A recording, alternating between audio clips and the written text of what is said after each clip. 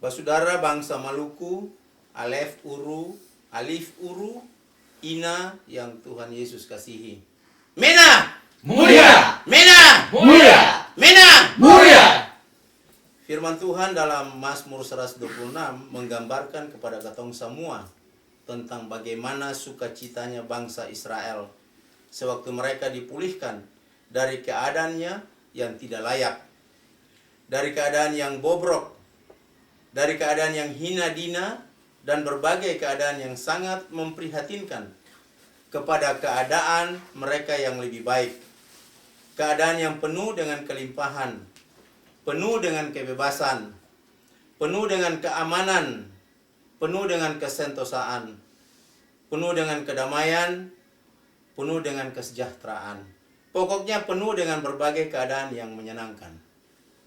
Saudara bangsa Maluku yang beta kasihi, beta hormati, dan beta perjuangkan siang maupun malam. Betapa bahagianya mereka seperti bermimpi. Artinya mereka tidak pernah menyangka bahwa keadaan mereka akan menjadi bagus atau akan menjadi penuh dengan kebahagiaan. Mereka bersorak-sorai, mulut mereka penuh dengan tawa dan gembira ria. Bahkan lidah mereka penuh dengan kegirangan yang amat sangat. Penuh dengan kepujian akan perbuatan Yahweh yang heran dan ajaib. Beban berat terlepas sudah, wajah mereka penuh dengan sukacita.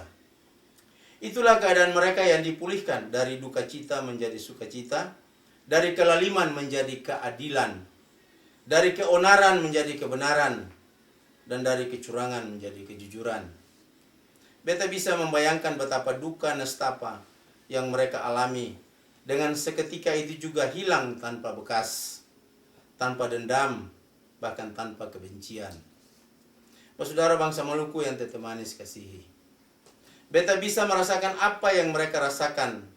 Dan beta juga yakin dan percaya bahwa saudara bangsa Maluku juga dapat merasakan apa yang Israel rasakan pada saat mereka dipulihkan oleh Hua yang Bapa satu-satunya di sorga. Mereka dihajar dengan keras oleh Tuhan melalui tangan-tangan bangsa kafir yang tidak mengenal Allah pada saat itu. Khususnya mereka dikepung oleh Sanherib, Raja Asyur, yang menyebabkan mereka sangat sengsara dan menderita dalam perbentengan mereka. Dan oleh karenanya mereka mengeluh dalam doa. Raja Hizkia dan Nabi Yesaya bin Amos serta seluruh rakyat Israel berdoa dan berseru kepada Tuhan pencipta langit dan bumi. Mereka berbalik dari jalan-jalan mereka yang mendukakan hati Tuhan.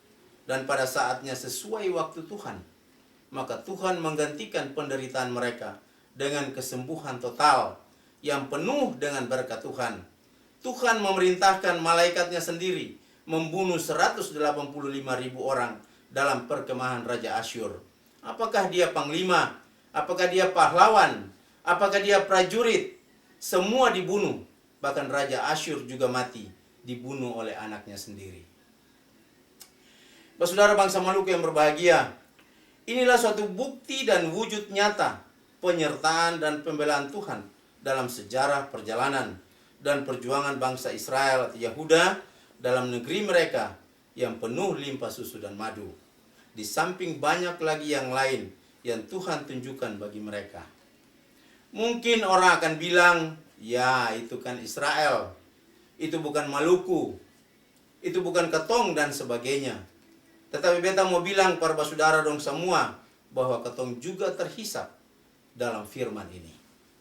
Semua hamba Tuhan asal Maluku, semua pemimpin atau petinggi sekuler asal Maluku, siapapun adanya dia, semua rakyat asli Maluku bersatu padu, berteriak minta pertolongan Tuhan, dan berbalik dari jalannya yang fasik, maka Ketong akan lihat bagaimana Hua dalam Tuhan Yesus bekerja untuk pemulihan Maluku.